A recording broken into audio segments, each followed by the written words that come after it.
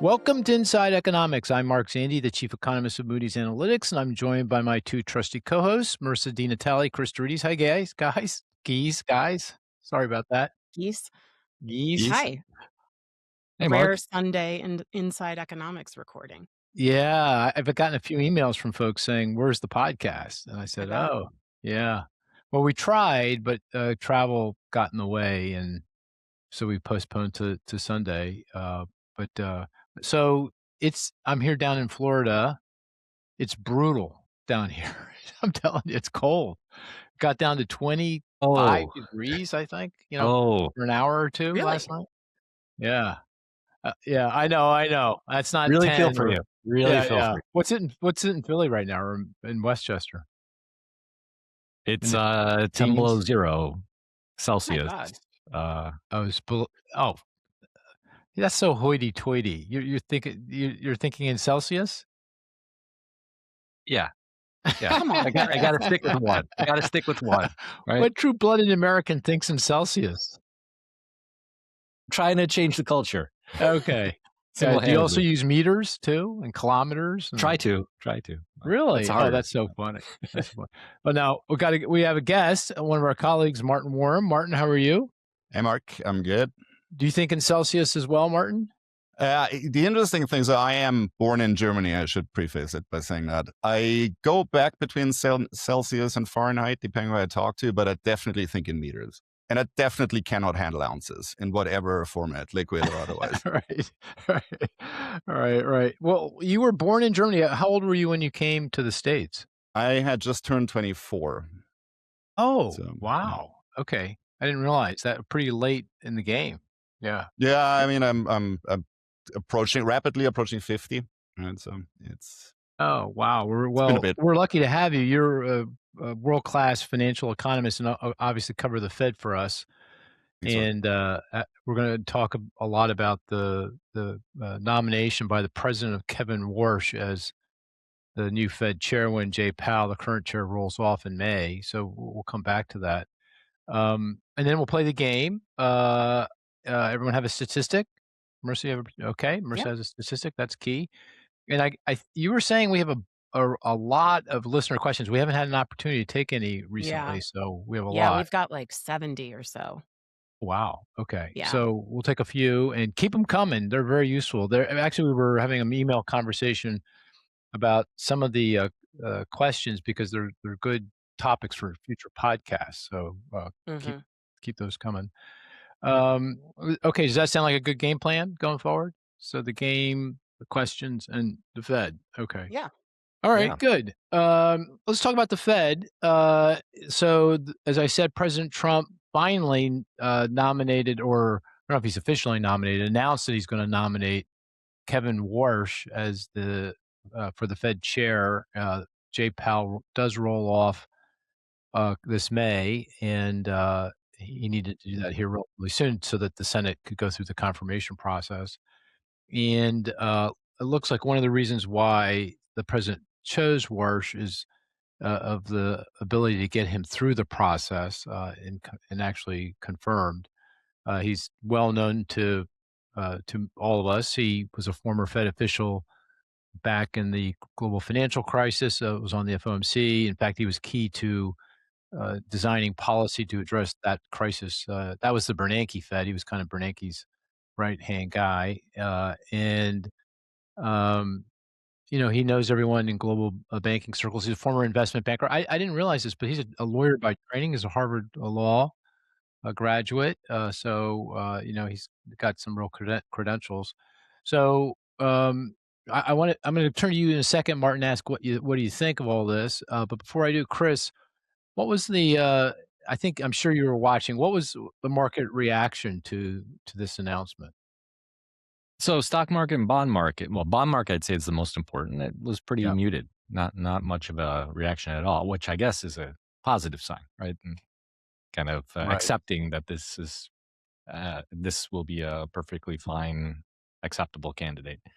Where we saw a lot of movement was in the gold and silver and crypto markets, right? Gold was down 10% on Friday. Silver was down 25% one day, and crypto was down quite a bit as well. So there's a lot of debate, or some debate, whether or not the Warsh nomination actually drove those movements. Some of it is certainly just profit taking after a long period of increase, presumably. But Warsh does have the reputation of more of a hard money type of view, so you could make the argument that investors were backing off of that of those precious metal trades as a result of that. Yeah, when you say hard money, what do you mean?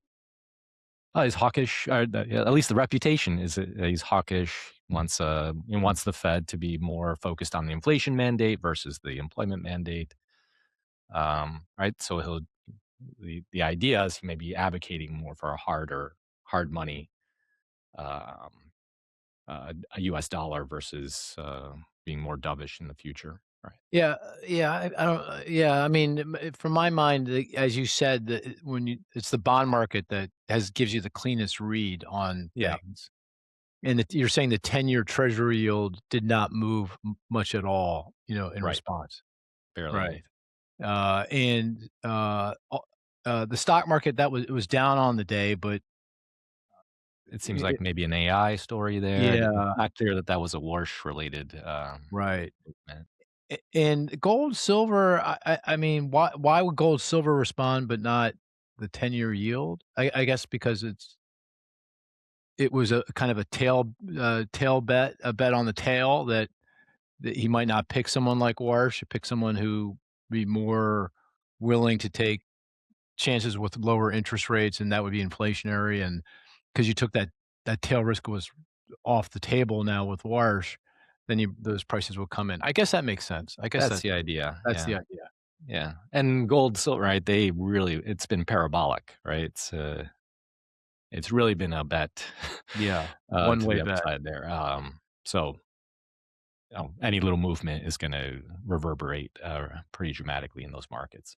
And with gold prices, they came in, but they're still like way still up. High. Yeah, that's right. And silver, same deal, not quite as much, but because I think it got cut in value by a third on Friday, but still very high compared to where it had been over the past, forever. Yeah. Really. Yeah. Okay. Even copper came in. Right? Even copper. Okay. Yeah. That's interesting. To be speculation all around, but yeah, Martin, what do you think of that market reaction? Do you think what happened in the gold silver market is a reaction to Warsh's nomination or something else? Or it's possible. I agree with Chris on that. It's very hard to say. So prices have been up for a while. If the read, it is definitely consistent with that read. Right? So if Warsh really turns out to be a fairly, let's say, hawkish, we'll get more into that chair, then there certainly is less of a reason to shift into gold. I mean, I think it is consistent with that for sure. No. Okay. Which is, Marissa, maybe I'll ask you first before I go take the next step forward. Any sense of the market reaction? Anything you want to add there? No, not really. I don't really see a strong link between those commodity and metal prices and the Warsh announcement. I can't really wrap my head around the direct link there. As you said, treasuries didn't move much, so. Right. Okay. So if he's a hard money guy, well, let me ask you. Before I say that, go there. Let me ask you, Martin. What do you think of Warsh? What's your sense of him? What do you think? How do you think he's going to perform as the next Fed chair? So I think ultimately he's going to end up. Basically, what I'm going to say is I don't know, but I will say more to that. Is I think he's going to be judged by his actions and not necessarily we never really what he said, know, right? Martin. Yeah, I know. It doesn't stop us from opining. So, I get that, but the reason why I'm setting it up that way, though, is that Warsh portrays himself as a very particular kind of central banker, and if he's actually going to be that banker, I think time will tell. I think what everyone was concerned about in the markets was that we would pick a yes man who basically just does whatever the president was. And that Kevin Warsh is not, right? So that is the good news. He did apply for this job with a particular boss in mind. He did pitch to that a little bit. We can get into that as well. So the line is, in the short term, rates will have to be a little bit lower. but it doesn't necessarily mean it's just going to roll over and inflation's going to run away, which is the sort of concern that I think some market participants had. And what Warsh is, though, in comparison to the last few chairmen, he is a distinctly more partisan pitch. And he is someone who comes out of a very, I want to say, conservative, libertarian-leaning field. He talks a lot about Ronald Reagan. He talks a lot about Milton Friedman. And that is a bit unusual for an incoming chair. We haven't had that in a while, that someone says, we'll have this particular direction I'm leaning into. If you look, for instance, at someone like Ben Bernanke, who came in under George W. Bush, basically no one knew that he was a Republican until the day he got nominated. So he comes in with a little bit of a lean, right? And I think that is a little different than what we've seen in other previous partisans. But it's not, again, it's not, he's not a yes man. I think that is an important point. So, I mean, the kind of characterization of his views on monetary policy is that, and Chris said it, hard money, meaning he's more on the hawkish side of things. So that, if you look at the Fed's reaction function, the things that the Fed looks at when setting interest rates, he puts a higher weight typically on inflation, low and stable inflation, that part of the mandate, compared to full employment. Is that a fair characterization, given your read of his thinking over the years? Yes. And again, I think this dates back to this very strong, he talks about Milton Friedman a lot, right? It's this sort of idea that if we use the money press to create more money, if we intervene more, if the Fed takes on more and more function, inevitably the outcome is, or maybe not inevitably, but frequently the outcome is going to be higher inflation. And he's running on a platform of reining that in a little bit. Now, the thing I will say about Warsh is not an academic writer. So it's not like Ben Bernanke had a body of literature that he can look at and say, well, here's what the man actually thinks. He comments on this in the context of public presentations. In the last few years, he's given a couple of them. I think a good starting point for this is an op-ed piece that he wrote by the end of last year in the Wall Street Journal, which I got to look at the title because I keep forgetting it. It's called "The Federal Reserve's Broken Leadership." And I don't know if you read that, but that very much is an application letter for this job. It is generally very upbeat, very sanguine about the economy. Right? So in this booming economy, AI is driving productivity. And the only obstacle is the current Fed. And what the obstacle is are essentially 4 points he's mentioning. And we should go through this one by one because it really tees up what I think he wants to do at the Fed. The first point is he says, well, the Fed is wrong about its current forecast. The Fed is concerned about stagflation, inflation, and really we're about to entering a period of boom. Interest rates should be lower. That is his first criticism of the Fed. And in a sense, that is the application letter, right? So if you want this job in current environment, President Trump is looking for someone to cut rates. If you come in and say, well, I'm not going to cut rates, you're not getting the job. So okay, I'm not really sure that that statement is that important, but he leads with that for sure. Before we move on, just to make that point clear or restate it to reinforce it, what you're saying is, look, historically, he's been characterized as a hawk. I mean, more focused on inflation than on full employment. But in the current context, he's been able to kind of finesse that by saying, look, we've got this productivity boom that's dead ahead due to artificial intelligence. Because of that, that's disinflationary, or it's going to bring down prices because it juices up productivity growth, lowers costs, labor costs. And therefore we should therefore lower rates to accommodate that. And I think it has harkened back to like the late 1990s internet boom when we saw a lot of productivity gains, and Greenspan, the chair at the time, decided to follow a more dovish kind of policy because of the disinflationary effects of that technological productivity boom. Is that a good character? Is that a good way of paraphrasing what you're saying here? Yes, I think that's his point. I mean, he does not provide a lot of detail, but that is the statement in a nutshell. Right. We're reading into it. Right. Okay. Yep. So that's my read of what he said. Okay. So he kind of can square the story. You ask yourself, he's a hawk, so that doesn't feel like that's the kind of person President Trump would appoint, because President Trump has said, I want lower rates, give me lower rates. But you're saying he's able to square that circle because he's got this productivity boom there, and therefore I can lower rates, and we should lower rates. Yes, and the reality is I am willing to discount this because it's a prerequisite for getting the job. What you do when you're on the job is going to be a separate thing. If you ran on a platform and it's like, well, I really worry about inflation, rates should be higher, he would not be considered. So Right. I think based on that alone, we should maybe So if discount that it a little bit. productivity boom doesn't show up, or it doesn't mean restrain lower inflation back to target, doesn't mean he's going to be on board with lowering rates. That's exactly right. And I mean, Because all of now these are big he's Fed ifs. Yeah, chair, and that what's the president going to do then at that point? that's right. Okay, all right, That's exactly okay. right. So that's point number one. What was point number two? Point number two, and this is, I think, his big platform, is he wants a narrow central bank. So he essentially says the Fed needs to come back to focusing on price stability. There's been scope creep. There's been what he calls economic imprinting. The Fed basically does so much that it later on has to correct its own on previous faults. And in a talk at the IMF a year ago, he actually elaborated a little bit on that. He goes as far as to say, well, it's basically we live in a period of monetary dominance. The Fed is so pervasive, it's in everything. It has lost of its sight in what really matters, and the thing that really matters is price stability.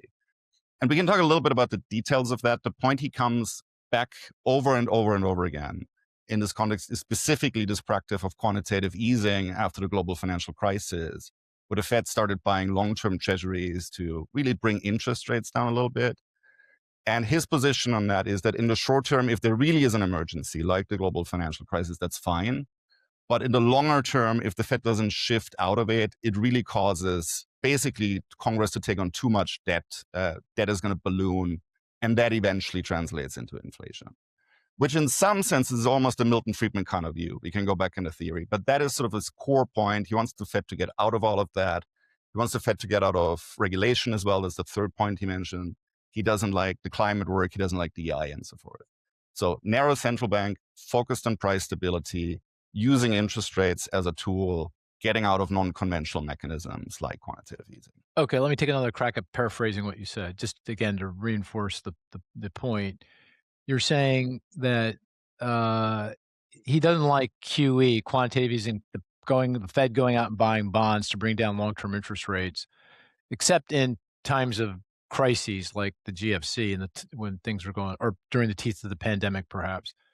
But outside of that, the Fed should not be should not have a big balance sheet, should not be playing a big role in markets, because by so doing, it makes it easier for fiscal policymakers to do the wrong thing. I mean, because of the lower rates, more likely they're going to be more profligate with tax and spending policy, bigger budget deficits and debt. And one of the reasons why we have these big deficits and debt now is because the Fed has, in a sense, accommodated this behavior, and that's a bad thing. The Fed should not be in that business. Is that roughly right? That is exactly right. He's very sharp about this point. It almost goes to the point where he accuses a strong word, but he is hinting that the Fed is more responsible for this than Congress in of itself. Which is a bit like saying, if I increase your credit card limit too much, that's the reason why you have $40,000 in debt. Right? So it's not that you made the actual I debt. like It's that. because I gave you credit. Yeah. And maybe yeah. there's some truth to that, but he's very sharp in this argument. Right? He thinks the Fed should not be doing it. Right. And I'm going to come back, Chris and Marissa, and ask, what's your view on these different points? How do you think about this? Okay, that's point number two. Is there a point number three? Yeah, point number three, and I think we probably can be a little bit short about that because it goes into the details, have to do with the Fed, the fact that the Fed has also become a very significant regulator, especially in the banking space. So this takes back to some of the experience after the global financial crisis, which obviously was a banking crisis, and has to do with things like capital rules for banks. What are the how much money do banks have to keep on hand? What are the kind of things they have to do? And he thinks that's gotten too onerous in a way that specifically disadvantages smaller banks. That's at least his argument. That is a pretty general claim that has a lot of detail to it. It's not necessarily a conservative talking point. You have folks like Aaron Klein at Brookings, who I would say a little bit more liberal, that will agree with this in broad strokes. Some regulation is useful, other regulation is not useful. We have to see what the details there really are. But he thinks generally the Fed should not be in this business. Right? The Fed should worry about money. There should be a separate regulator that deals with the financial space.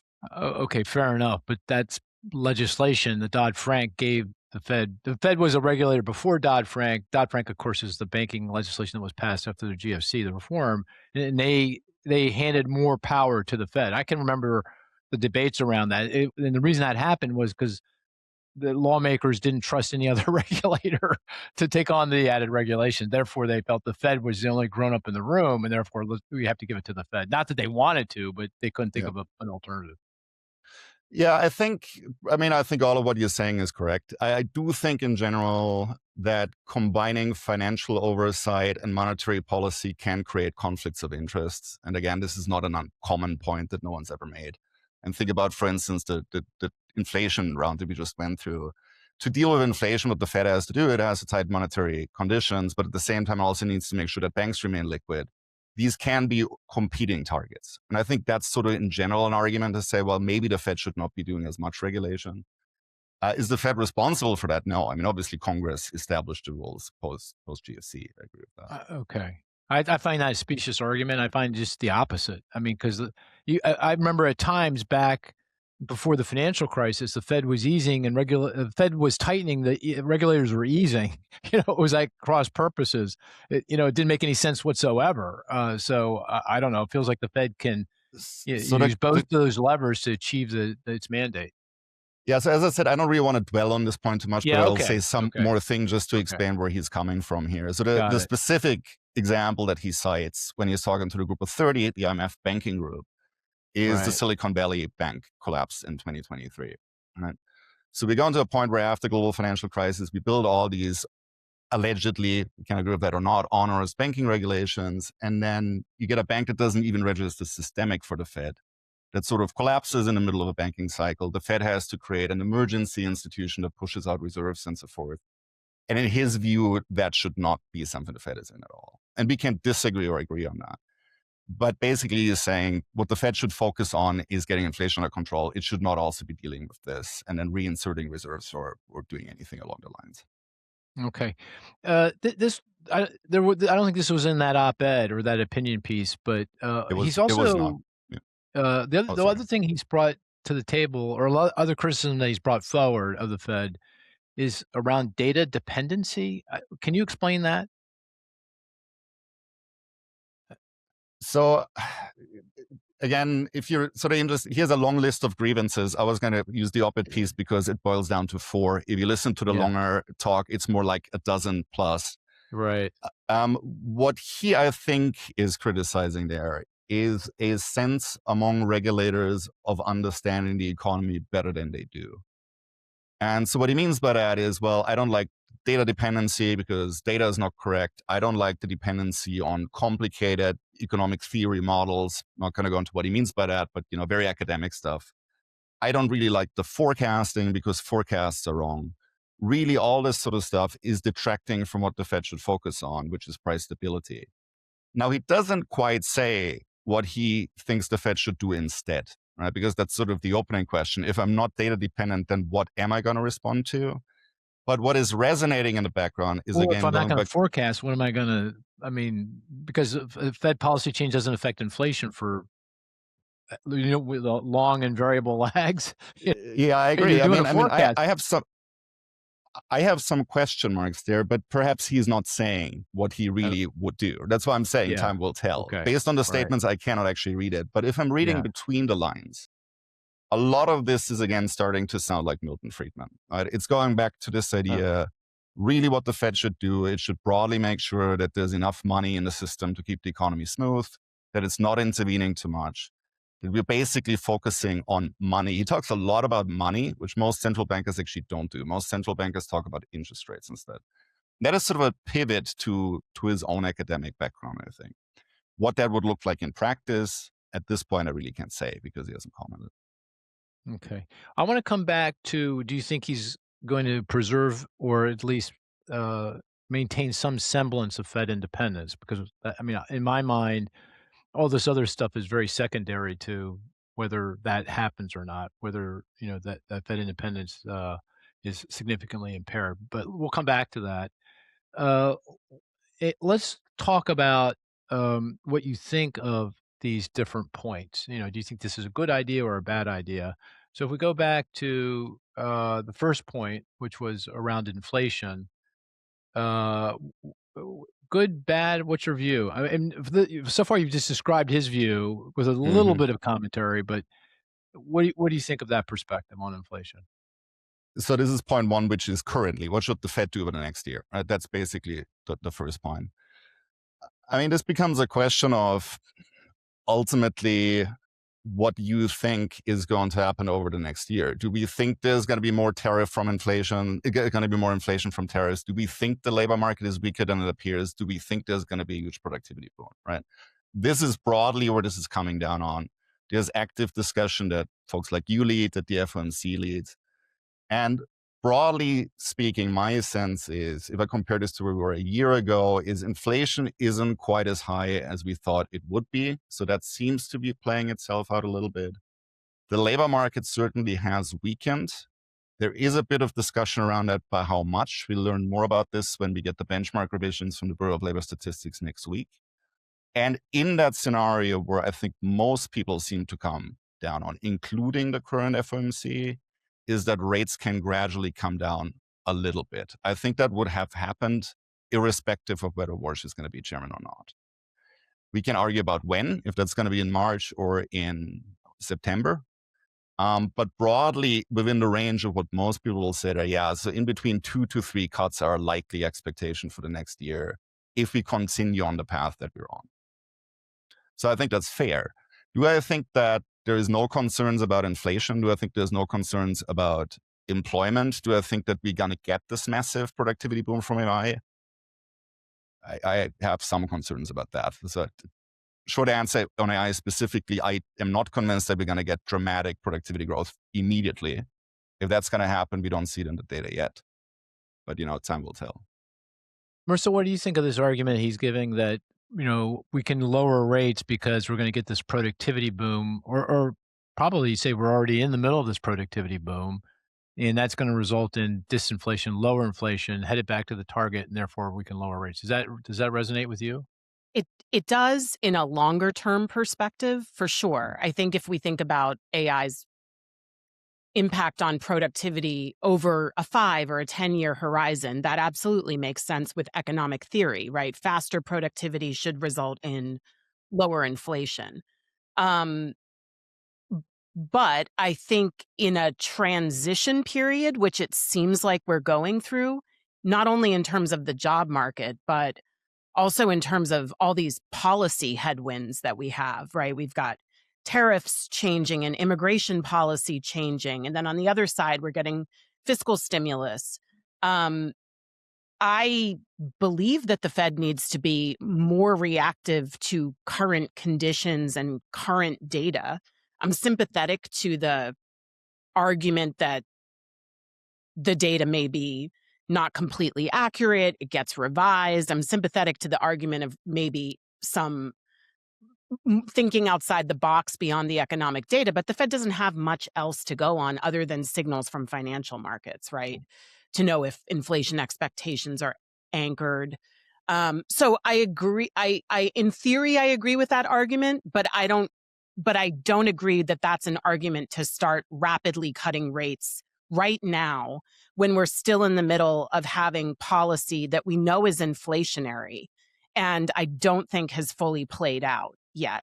I mean, I think there's still a good chance that we're going to see higher inflation this year from tariffs, because I believe that a lot of companies that were able to absorb the cost of the tariffs last year may not be able to do that this year. And we are going to get some fiscal stimulus in the first half of this year. So I still, if I was on the Fed, I'd be a bit cautious about that stance. In the long run, I agree with that theoretically, but I think when they have to make decisions about what's happening right now, I'm not so convinced that they should be rapidly slashing rates because of that argument. I don't think we're seeing the AI productivity boost yet. I think we're seeing the impact of AI on financial markets and on company bottom lines and the stock market and the wealth effect, all the things that we talked about last week, right? But I don't think that right now is translating into very strong worker productivity yet. Yeah, that makes sense to me. I mean, my sense is the Fed will be cutting rates in 2026, not because of the productivity boom related to AI and disinflation, but just because the job market's going to be weak enough that they're going to want to cut rates in the context of where inflation is currently. Martin, one quick question, something that we've talked about in the past, I find very perplexing, and I think you do too. So there may not be an answer, but when you have higher productivity growth, all else equal, that argues for a higher equilibrium interest rate. The R star is higher, therefore it argues for higher interest rates.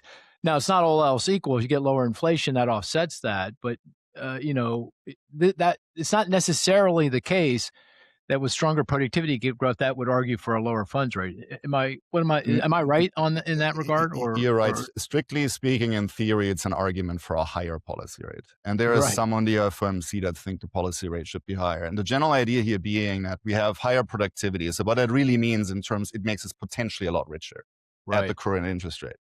So if that happens and we don't change interest rate, it's going to boost demand. That's going to eventually translate into inflation. So when you get this sort of productivity shock, what the Fed really should do is raise interest rates. But I think that conflicts with policy realities, especially in the context of AI. We're worried about things like employment.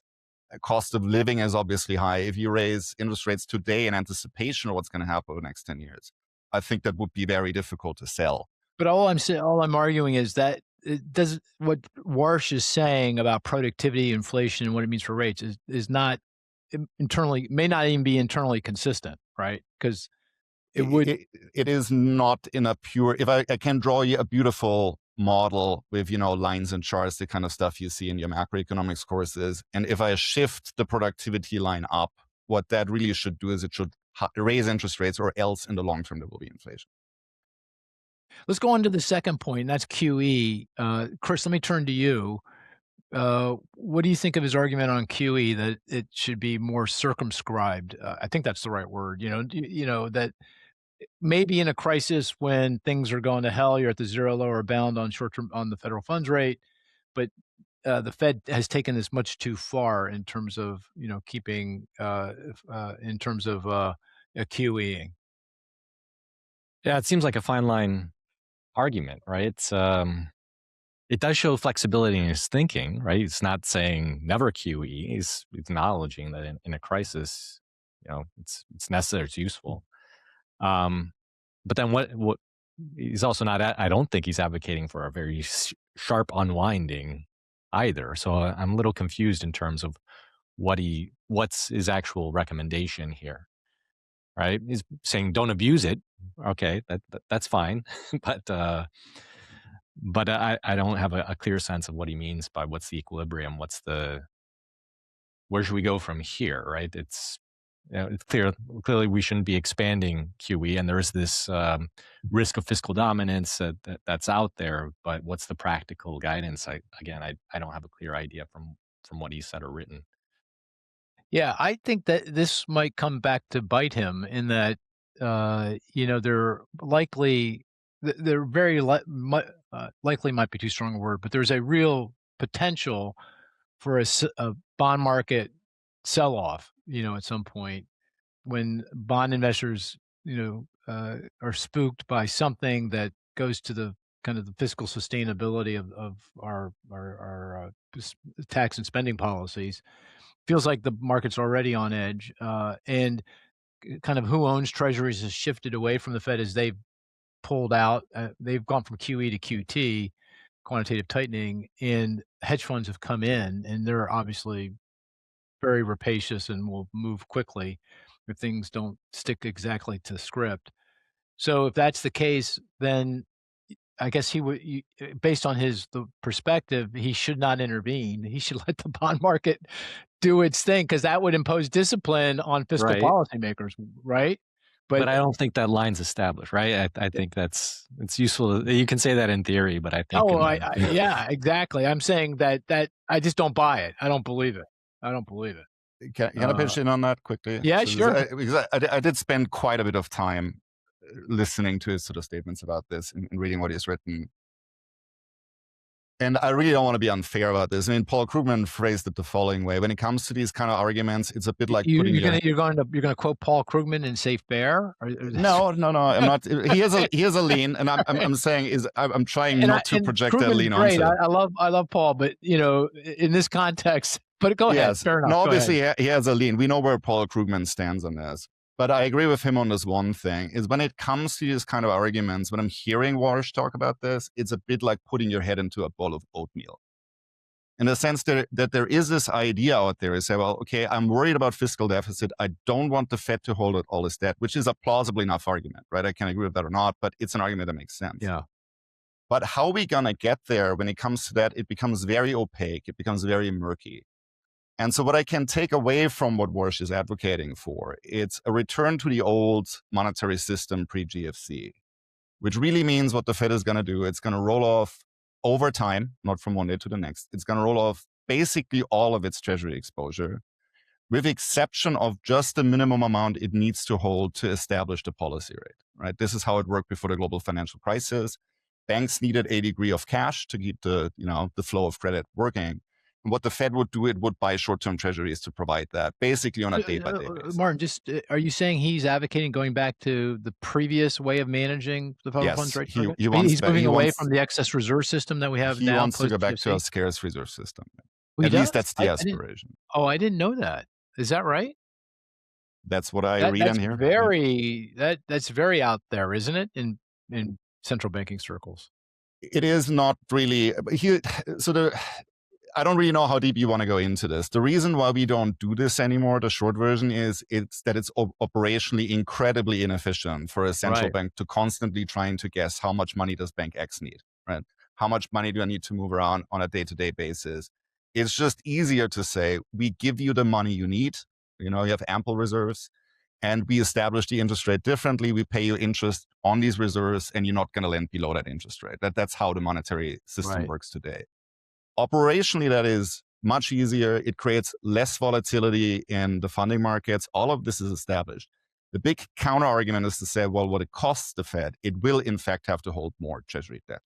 And perhaps that acts as less of a disciplinary tool on the treasury. And I think that is the argument far as I can make sense of it. I'll have to say I don't buy that argument at all. I mean, just look at the current context. I mean, the 10-year treasury yield is 4.25%. And you go, hey, Mark, what do you think the 10-year treasury yield should be through the cycle, abstracting from the ups and downs and all arounds in the business cycle? What should the 10-year treasury yield be? I'd say, and you and I, Martin, have written a paper on this. Oh, yeah. Right. What's the answer? Yep. So it doesn't feel like to me the fact that the Fed's balance sheet is larger has really had any meaningful impact on where the 10-year treasury yield is today. No? So my sense on this, I think the idea that a central bank is ultimately a real foolproof backstop against fiscal excess is aspirational. I don't think it's actually true in history. Right? So sure, the idea is out there. If I have a government, if I have a sovereign that racks up debt and uses the printing press, that creates all sorts of bad outcomes. It creates inflation in the long term. It ruins the credit of the government, all this stuff. All of this is true, right? And this is a big reason why historically we've established independent central banks. But there are effective limits to how independent the central bank really is. Because if a sovereign is going to push this no matter what, the central bank will always take the backseat. Congress could just change the status of the Fed, and that would be the end of independence if it wanted to make more debt. So the idea that it starts with the central bank and that's guiding the sovereign seems backwards to me. So I also don't think this is correct. Maybe, and this is highly Machiavellian of me, my thought. I usually am not this Machiavellian, but if I were Kevin Warsh, this kind of view, if it's, and he's expressed it clearly and openly, and the president still nominated him, is a way not to get captured by the Fed, in the sense that he can say, look, I'm not going to accommodate your profligate ways and interest rates spiking. That's not I'm not going to QE. I'm not going to engage in financial repression. I'm not going to do that. And he can harken back to, I said I wasn't going to do this. No? Yeah. You think that's credible? I don't know. I mean, I think it's a possibility, but I'm going to give him credit there. I do think he's held these views on the record for a longer period of time. Long time. I mean, it goes. Yeah. Okay, fair. And that's my point. That this is not something new. This is kind of a North Star, for his views. And the president still nominated him. No, presumably, maybe he didn't understand, what that means, but Well, he also Or didn't doesn't put it into care. the Wall Street Journal piece. It's not really in there. It's like you have to listen to the long talk if you really want to Yeah, get the yeah. real. So, Right. Hey, let's go to the last point around regulation. Let me turn back to you, Marissa. What do you think about his argument around the Fed and being having too much regulatory authority? What do you think of that? I think it's a fair opinion to hold. I think it's probably an opinion that Trump likes. Um, so in the vetting process, I think that was probably a plus in his column, right? Um, I think just generally, the administration would like fewer regulations around the financial system, and perhaps the Fed's mandate has become too big and too broad over the years since the financial crisis. I mean, he said that. Donald Trump has said that, or members of administration have said that. So I can see that being a plus in this Kevin's column for that. Um, my thoughts on it. I mean, I think it's fair in the wake of a financial system crisis to start looking at how banks are regulated. Is that the Fed's mandate or is that the mandate of another agency? I think you could argue that maybe that's not up to the Fed.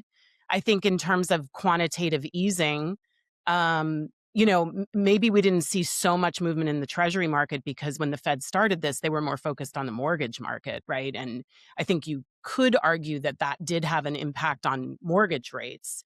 And is that their job to get involved in housing policy? I think it's fair to argue that it's not.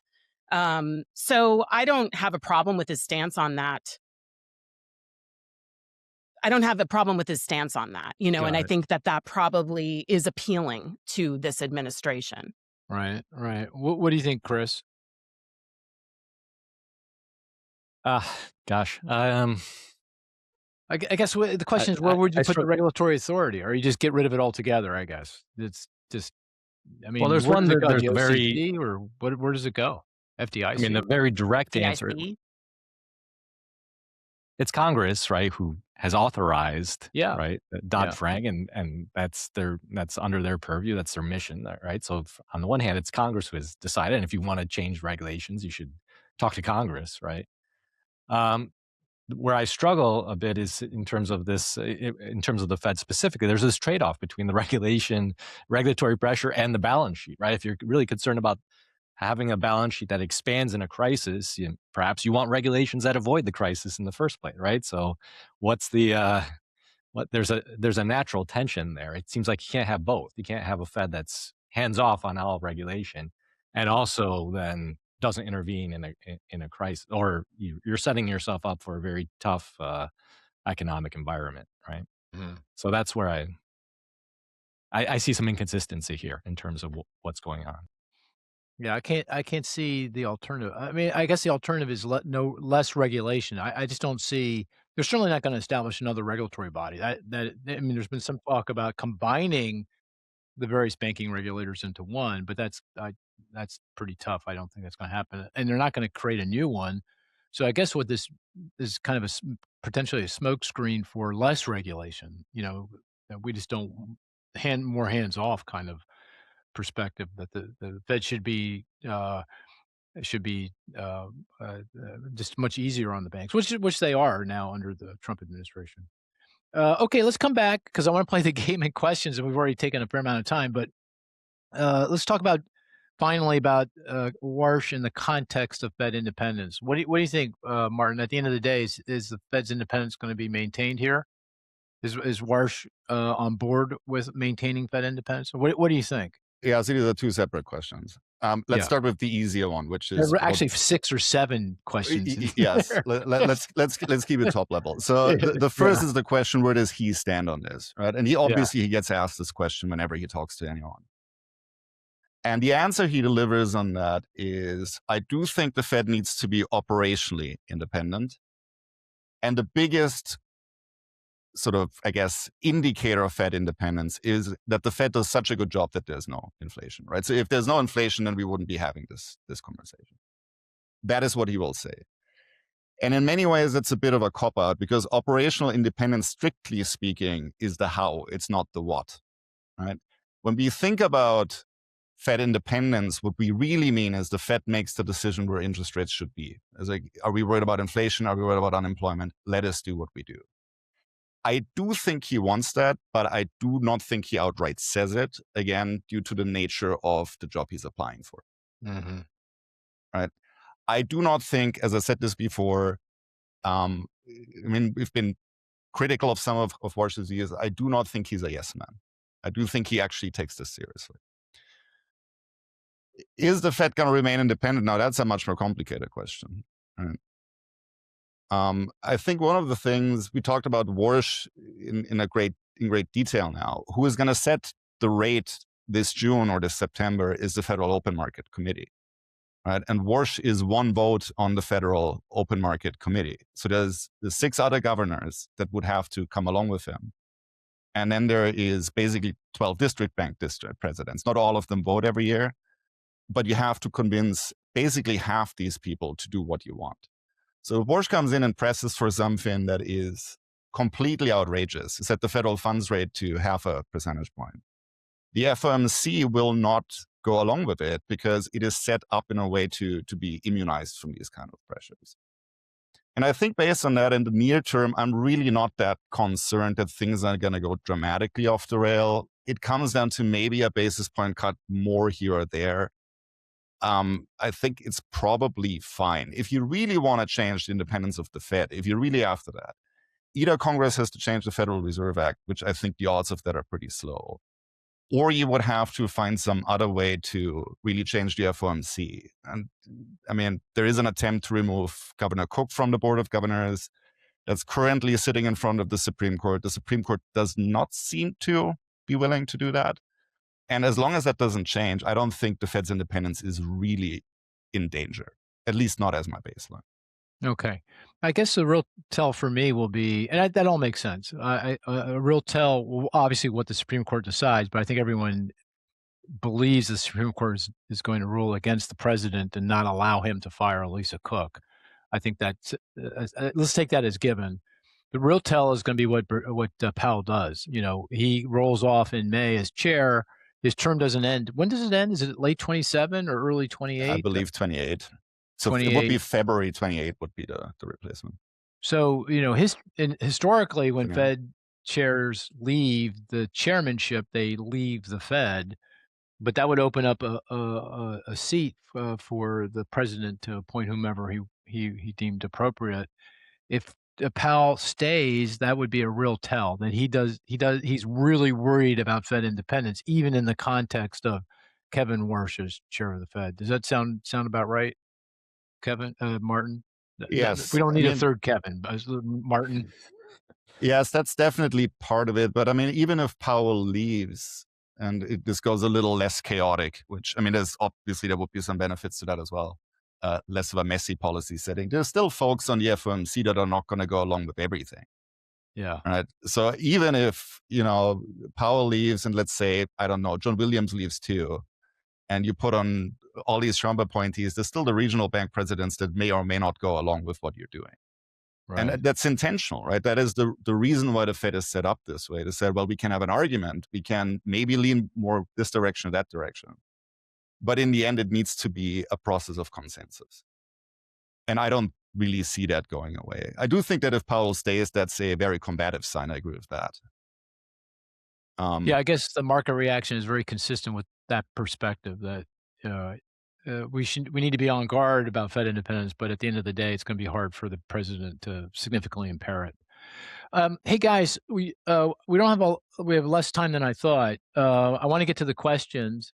The game, instead of playing, the game is we each pick a stat. The rest of the group tries to figure that out through clues, deductive reasoning questions, and we go round the group. Does anyone have really what they consider to be a great stat? I'll do one stat. Marissa, do you have a great stat? You have a high bar, so how's your stat? Is it good? Like it because it highlights some data that came out that's broadly interesting, but is the stat itself great? I don't know. Chris, Martin, do you guys have what would you say? Anyone got a great stat? I have an Chris? interesting one, but it's not current and you're not going to guess it. Oh, So, geez. All right, let's go with Marissa. Marissa, what's your stat? Go with Marissa. Okay, I have it's actually two numbers. Okay. Okay. 1.5% and -3%. Is it related to the federal funds rate? No. PPI? Nope. Is it a statistic that came out last week? Oh, it is. What came out last week? It's such a blur. PPI. I'm traveling so much. Industrial production, factory orders. I'm just going to go down the list. Was it a government stat? Oh, housing related? Nope. Huh. What else came out last week? It wasn't the PPI. That was a big stat. It's related to economic activity. Yeah. It was really big. I'll say it's not no, I won't say. You're not going back to the GDP because that was the week before last. No, I'm not. No, you're not. It was something that it came out last week. Oh, it did. No. Oh, it wasn't productivity. Oh, okay. Because that would be the other one. It's not in that report, not unit labor costs or any. Geez, Louise. UI claims. No, it couldn't be UI claims, right? No. Yeah, grasping here. Say that it was 1.5 and minus 1.5% and -3%. These Is that bounding something? Is this? Yeah, it's the highest something and the lowest something in this report. Oh, Martin, any clue? Any ideas? no, I actually ran off the wrong. Because when you said lowest, I was thinking of gold prices, but that was much stronger. No, she's saying it's a government stat. ISM? No, government stat. No. That's not government. All right, we give up. What is it? Yeah. Okay, so the 2025 population data came out from the Census Bureau last week. That's right. I've been looking at that. Yes. Yeah, Chris, you even made a joke about it before we started this podcast. Yes. Yeah. Yeah. 1.5% is the U.S. state with the highest population growth between 2024 and 2025, and -3% was the biggest percentage decline in population last year. Do you know what states those are? DC was the -3. Sorry? DC? No. Oh, it wasn't DC. Is the fastest one still Idaho? No. No, somewhere But in Idaho's like number 2, I think. Somewhere in the Mountain Wyoming. West. It's Wyoming, I think. Is it not Wyoming? Oh, huh. -3. That's a surprising. That's a big move. Very little state. Alaska? Rhode Island? Hawaii? No, you're close. Martin's the closest. Connecticut? No, keep going north. Maine? No, go south. New Hampshire? New Hampshire. Vermont? Go next door. Geez, Massachusetts? Not Massachusetts. Yes, Vermont. Oh, Vermont. Oh, Vermont. Yep. Okay. Oh, wow. Boy, that is a big move. Yeah. And do you know what the fastest growing state is now? What did I say? 1.5%? Yeah, 1.5. I want to say South Carolina. You are correct. Oh, No. South Carolina. Okay. Nice. Yeah. Boy, I'll take it. I didn't get anything else right. Jeez. Yeah, it was a big release, right? Because this is the first glimpse we have of how immigration policy has changed Right. population in the country. So immigration fell to 1.7 million, which is not terrible, actually. Like, I think much of policy hasn't shown up, right? Because we're talking about between July of 24 and July of 25. So it's not capturing the second half of 2025. Right. It's bound to be a much bigger slowdown in international immigration when we see the numbers next year. But nevertheless, this was the slowest rate of population growth and immigration since 2021, right after COVID, when nothing was happening. Nobody was moving. Nobody was coming into the country. Borders were basically shut down. So it was a big, huge slowdown generally in the U.S. population. And then just some interesting things going on in the States. I just want to mention one thing, that for the first time in, I think, over a decade, every state in the Midwest grew. Huh. which is very different. People moved to the Midwest. Huh. There were 5 states that lost population, and many of them were in the West, which has always been one of the fastest growing, right? We've always talked about how the South and the West are the fastest growing, and the Northeast and the Midwest are the slowest growing. I mean, generally that's still true overall, but really interesting things like, California is now losing population and has lost population on a 5-year basis.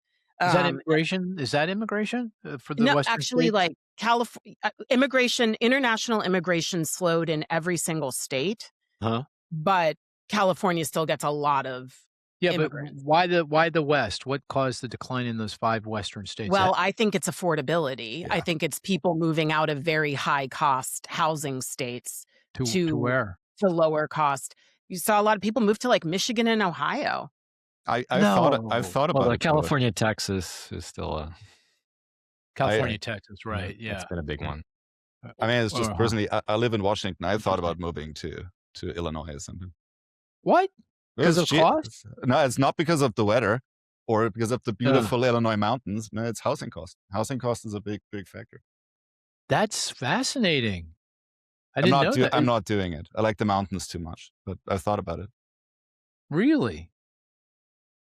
Of course, we've established that you're kind of on the weird side. Yeah. Can I Not interest you in in this Vermont? podcast. Not No, so I'm just weird. joking. I'm not. I'm just joking. You're very rational. You're very rational. So okay. Can it would be nice to do a kind of a scatter plot with on one axis the population growth by state, and on the other axis some measure of housing Affordability or affordability. something. Yeah. Can we do that? Yeah. I'd love to see We can that. do I mean anything. that would be really surprising to me, but that's interesting. That's very interesting. Yeah, I think it would be interesting. They put statistics together in this release that shows you since 2020. So like a 5-year snapshot. And you can see like 9 million people left California over these 5 years, right? So you could look at like a longer time horizon to get a snapshot of, I think, these trends of affordability and how people are moving. You want to fire away with a question or 2 or 3? See Yeah, how sure. we do here. Here's kind of sort of interesting question I never thought about, but maybe there's a simple answer to this. Maybe there's not. This is for you, Martin. Is there something sacred about the Fed only being able to move the Fed funds rate in 25 basis point increments? Why not 20 or 10? Wouldn't that allow for more precise adjustments? Interesting. It's a good question. I haven't actually thought about that. But here's my educated guess. So for one, it's obviously not sacred, and every now and then you get a larger cut. Right? You might get something like 50. But I think the question is more about the specific increment. And Yes. I mean, the reality is that none of this is actually all that precise, right? So we were talking about the funding markets earlier. So the rates at which banks lend to each other is not exactly typically what the Fed says it is. There's a little bit of variation around this anyway. So there's a little bit of basis point volatility. And I think what they just want is large enough increments to make a difference. And 25 feels about right. That is outside of the range of what the plausible intraday variation can be, even if you take in sort of stress periods. And if you did something like 5 basis points, it's not really clear that that would consistently enough move the needle, because it's a signaling thing, right? So it matters in these short-term markets more than it does actually affect the 10-year yield, right? So to move the 10-year yield, you have to do much more than that. You would have to raise for rounds of times. And so I think it's just large enough to register without it being noise. And that's sort of the smallest number, I guess, that works for that. That would be my guess. But I have to look at the history because I don't actually know the answer. That's a good question and a good answer. I wonder if it's also operational, because when the Fed changes rates, banks have to change. They change rates. Prime rate, home equity lines of credit, are tied to the.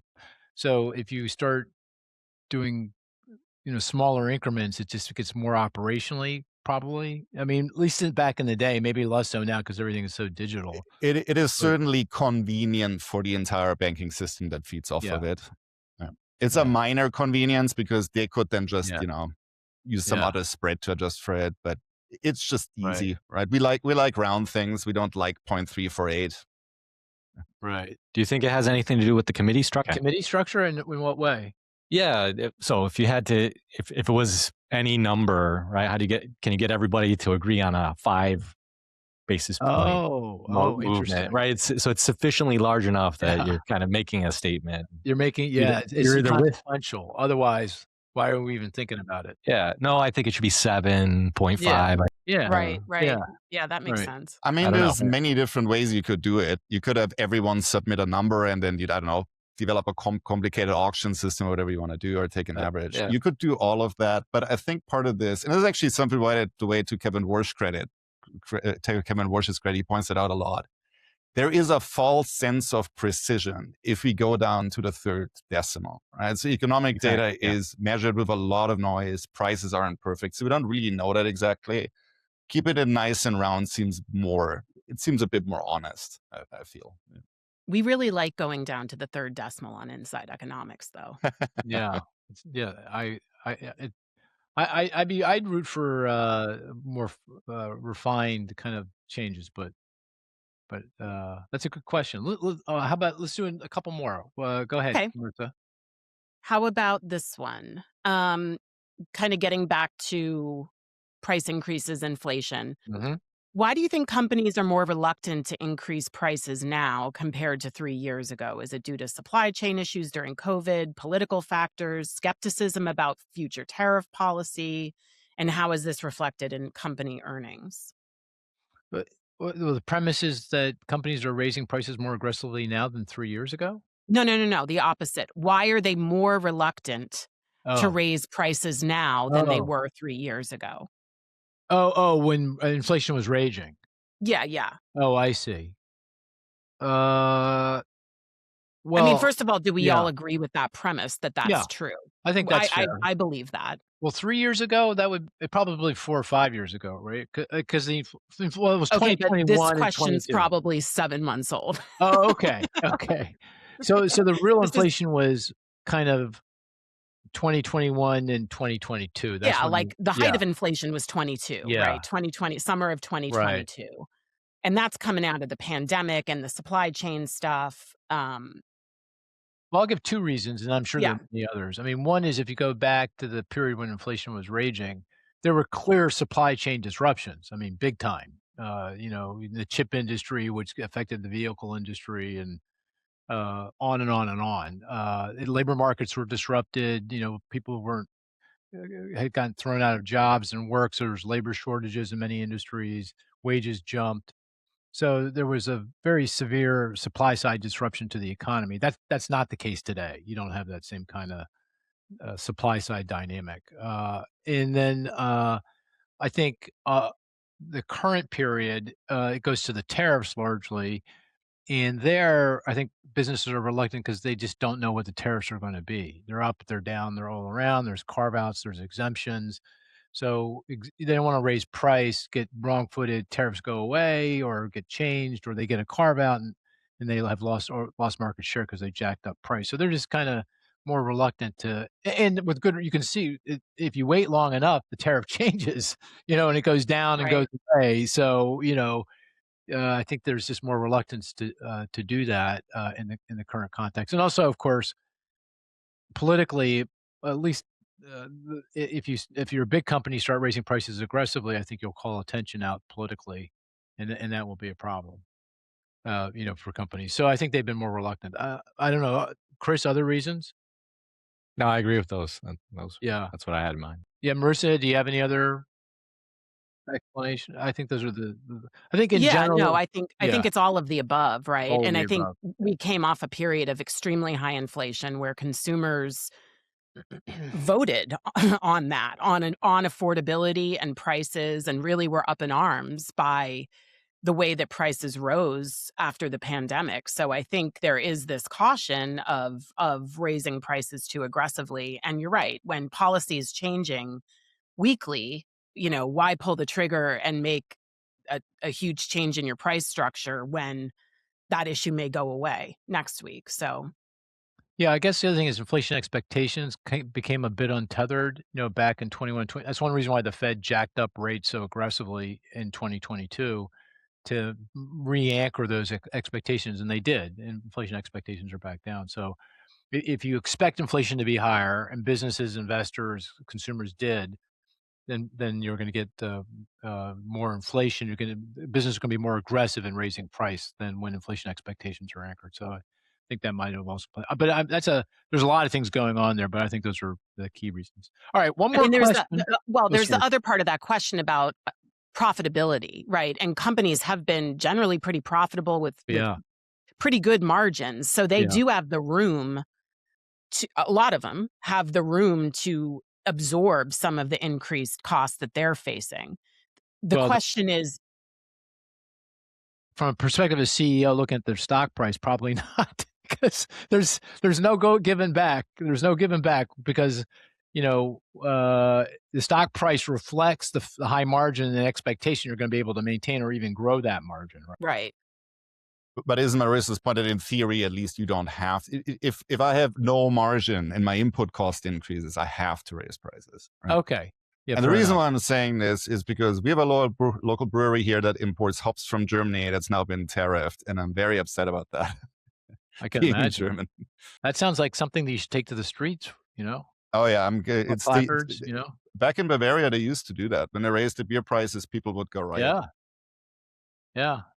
Well, wasn't beer back in the day, particularly in Europe, like you had to drink beer because you'd die if you drank the It was water? a food because obviously water wasn't purified, and Yeah, so exactly. it's liquid and it's food, so it's a little different. Right, But, yeah. But we absolute still necessity. feel strong about the beer price where I'm from. Yeah. All right, one more question. Marissa, one One more question, more. one more cue. Okay, this is a good one. Mm, Given the policies that are shrinking the labor force, I'm sure they're referring to immigration, disrupting trade, stifling capital formation, not quite sure what that one is, and housing, and removing people from healthcare, do you see any pro-growth policies right now emerging other than AI? Anything good, or has it been all well, bad? I mean, I'd say less regulation is pro-growth, at least in the near term, if you're not worried about the unintended consequences and what might happen down the road. And I think I would, from my own perch, argue the regulatory environment perhaps got a little one-sided, and now it's gone in the other direction, and that may, in part, be not a bad thing. Some of the deregulation, less regulation, I do worry about in the context of financial stability in the future, and a lack of oversight now will have some implications down the road. Like, for example, no oversight on private credit markets, as an example of that. But now in the near term, that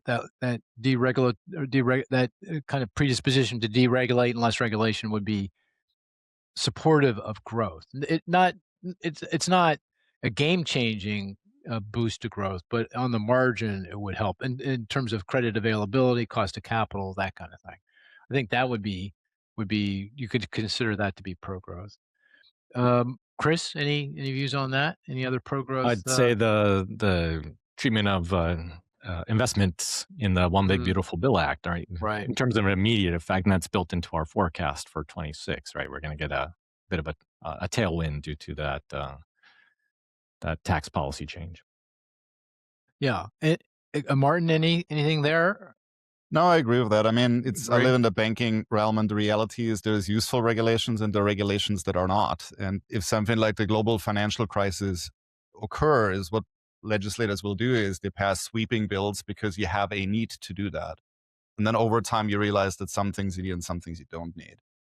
And getting away with some of the things that you don't need is usually a good thing. The risk is that you also get rid of some of the things that were in there for a reason.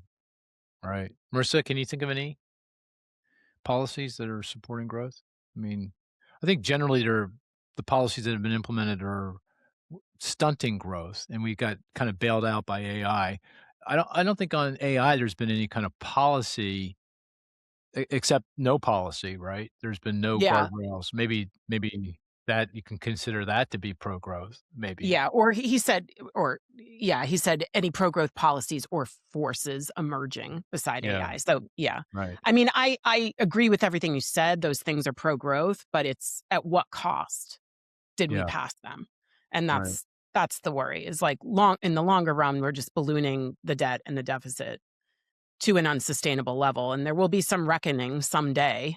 We may get a pop in growth over the next few years, but again, at what cost are we doing this all?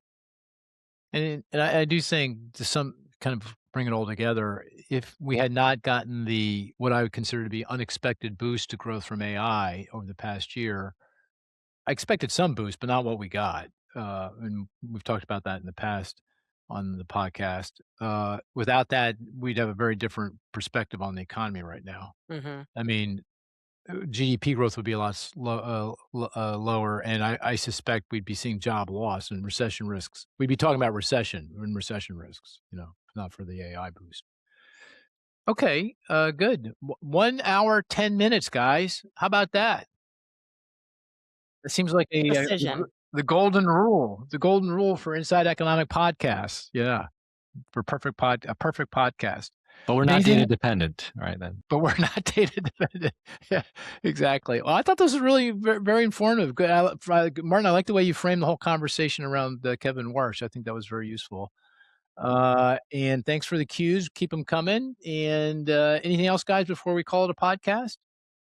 Going. Happy Groundhog Day. Happy Groundhog Day. Oh yeah. Tomorrow. What happened with Punxsutawney No, Phil? it's tomorrow. That's tomorrow. It's tomorrow.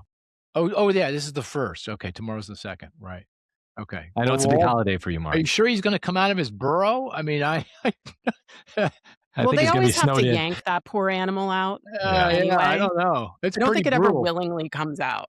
Yeah, I can't. It doesn't seem like spring is 6 weeks away. I'm just saying, my groundhog Yeah. antenna. Yeah. I hope it makes a difference in Pennsylvania because I live in Washington State, and a warm spring is 50 degrees in rain, and a cold spring is 48 degrees in rain. Okay. So